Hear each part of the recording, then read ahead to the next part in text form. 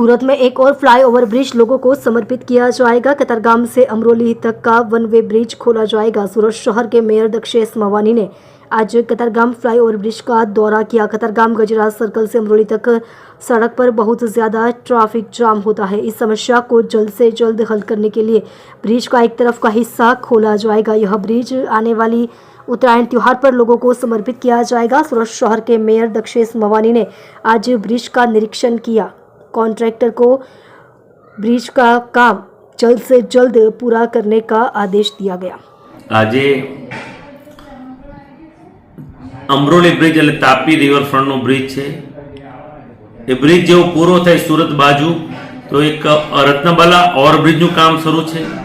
અત્યારે હાઈએસ્ટ સુરતનો જો કોઈ રિવર બ્રિજ પાસે ટ્રાફિક હોય તો અમરોલી બ્રિજનું છે, કારણ કે એક સાઈડ બધી ઇન્ડસ્ટ્રીઝ આવી છે, એક સાઈડ રેસિડેન્ટ આવ્યું છે ને તમામ લોકો આ બ્રિજનો ઉપયોગ કરતા હોય છે। એમાં રત્નમાલી પાસે ખૂબ જ ટ્રાફિકના ભાગરૂપે મહાનગરપાલિકા દ્વારા અત્યારે ઓવરબ્રિજનું કામ શરૂ છે।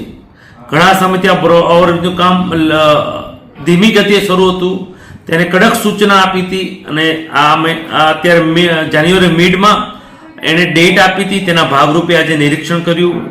જેવા કમૂરતા ઉતરે એવા તરત આ બ્રિજને અમે સુરતીઓને એક બાજુનો રેમ સમર્પિત કરી દઈશું। એટલે 50 થી 60% જેટલું ટ્રાફિકનું ભારણ અમરોલી બ્રિજ પર આવનાર સમયમાં ઘટશે।